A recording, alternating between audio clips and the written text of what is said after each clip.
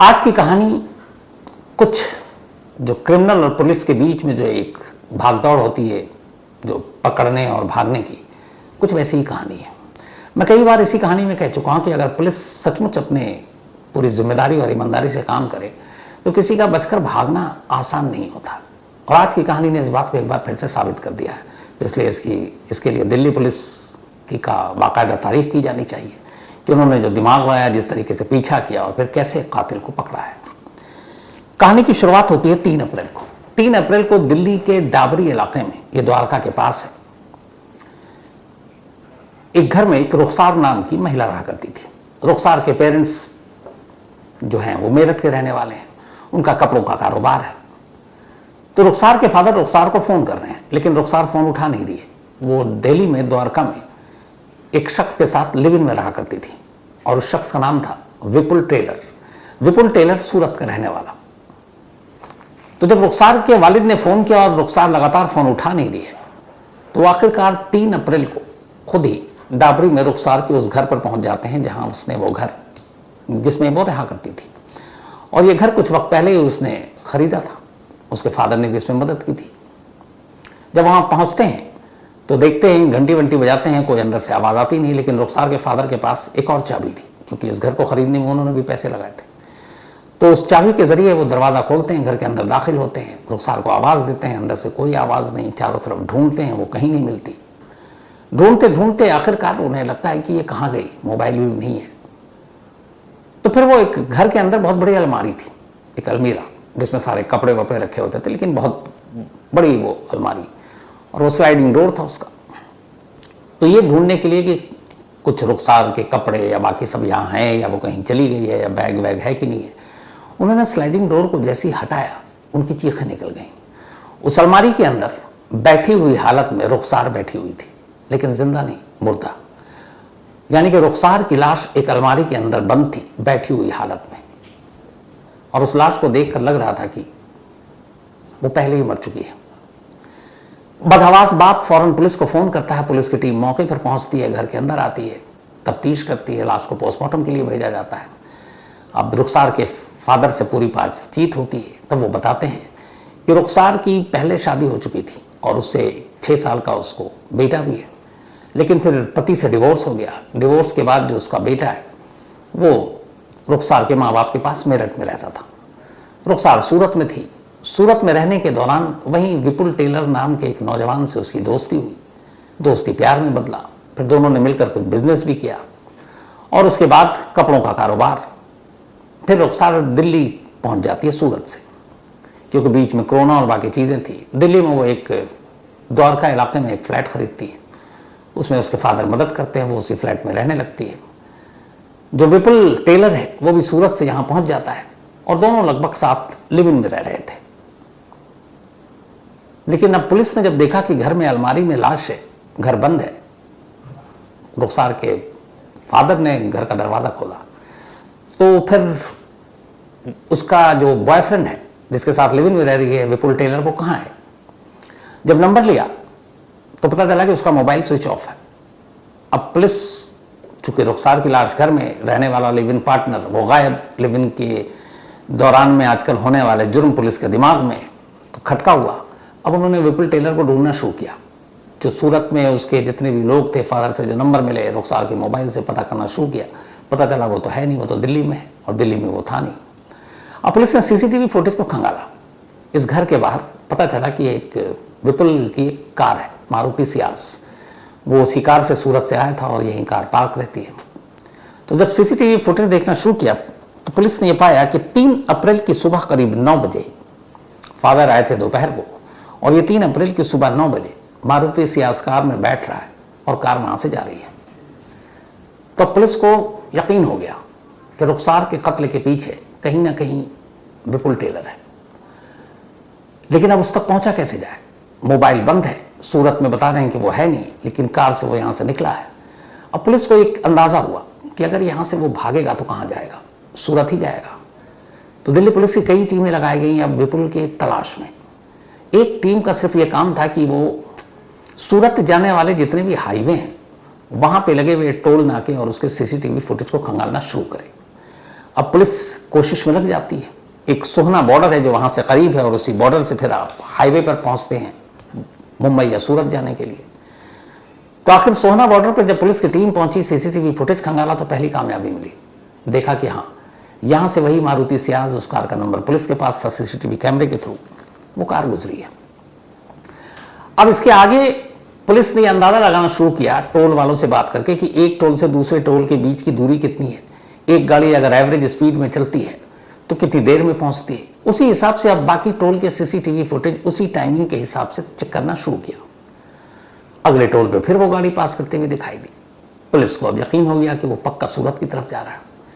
Next, आखिरकार police को पुख्ता यकीन हो गया जब उन्होंने देखा कि वो जो अभी हाल में शुरू हुआ है बॉम्बे एक्सप्रेसवे, सीधे आप मतलब टोल प्लाजा है, यहाँ से आप बॉम्बे जा सकते हैं, मुंबई।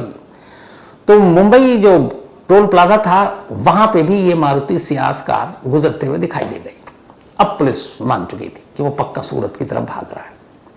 इसके बाद अगला टोल देखा, अगले टोल में भी गाड़ी दिखाई दी। अब पुलिस की टीम लगातार पीछे चल रही है, लेकिन इसके बाद फिर अगला टोल देखा तो पुलिस हैरान, क्योंकि कायदे से एक टोल के बाद दूसरे टोल तक पहुंचने में जो 2 घंटे लगने थे, अगले 4 घंटे के फुटेज में वो गाड़ी ही नहीं है। अब पुलिस ने कहा ये क्या माजरा है। फिर उसके नेक्स्ट टोल में भी उस हिसाब से देखा तो गाड़ी नहीं है। पुलिस को लगा कुछ गड़बड़ है।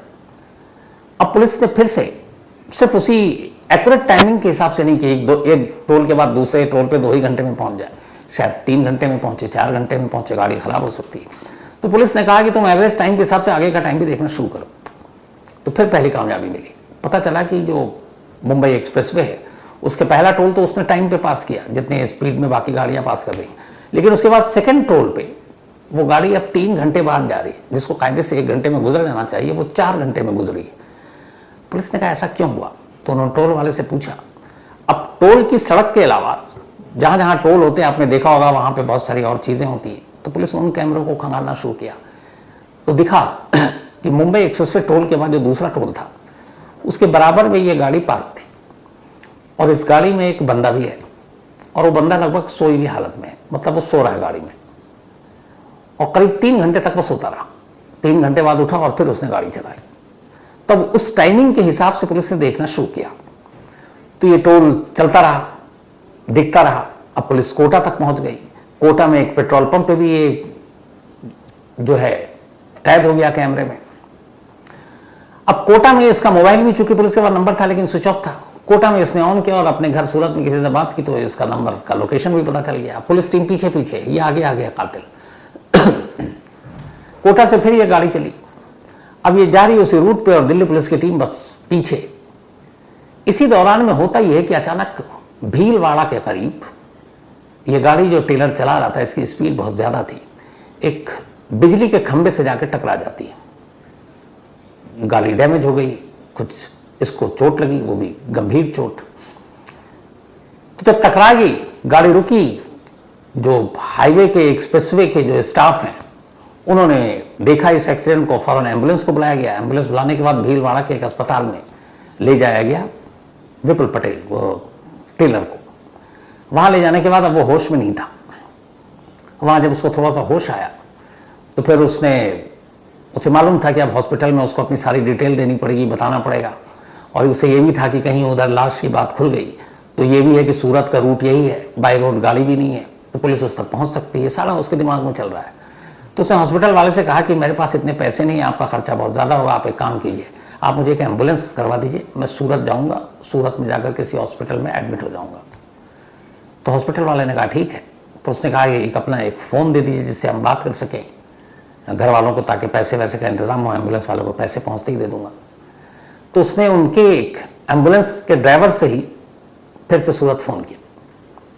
अब उसका हॉस्पिटल ने इस एम्बुलेंस को इसके हवाले कर दिया। वो एम्बुलेंस में बैठा और अब जा रहा है। चूँकि चोट लगी हुई है, थोड़ी थोड़ी नींद बेहोशी की भी हालत में है, कभी उठता कभी फिर बेहोशी की तरह हो जाता। अब इधर पुलिस हर टोल पर देख रही है गाड़ी कहाँ गुजरी, लेकिन भीलवाड़ा के बाद फिर गाड़ी गायब। अब 3-4 घंटे गायब। और ये 3 अप्रैल से कहानी चल रही है चेज, पीछा करने की। पुलिस ने कहा आप कहाँ जा सकता है, आगे पीछे कोई दूसरा शॉर्टकट भी नहीं उस रास्ते से निकलने। फिर पुलिस की टीम भीलवाड़ा के पास हर टोल वाले से फ़ोन पे बात करना शुरू किया, लोकल पुलिस की मदद से। तो भीलवाड़ा टोल वालों ने बताया कि यहाँ पे एक एक्सीडेंट हुआ था, और जो गाड़ी का नंबर दिल्ली पुलिस बता रही है उसने कहा कि ये नंबर तो वही है, मारुति सियाज कार है। तो पुलिस वालों ने कहा फिर वो कहाँ गया? तो उन्होंने कहा यहीं एक प्राइवेट हॉस्पिटल, उसको एम्बुलेंस से वहाँ भेज दिया गया, हाईवे पुलिस ने। पुलिस की टीम अब फौरन हाईवे पे के जो पास में हॉस्पिटल था वहाँ पहुँचती है, वहाँ जाकर पूछती है कि एक पेशेंट है, एक्सीडेंट हुआ, हुलिया बताती है। हॉस्पिटल वाले कहते हैं हाँ आया तो था, लेकिन उसने जिद की कि हम यहाँ इलाज नहीं कराएंगे, मुझे सूरत भेज दो। एक एम्बुलेंस मंगाया हमने, एम्बुलेंस कर दिया। पुलिस वालों ने कहा कि वो जो ड्राइवर एम्बुलेंस चला रहा, क्या उसका नंबर है? तो उस एम्बुलेंस की कंपनी से उस ड्राइवर का नंबर और नाम मिल गया।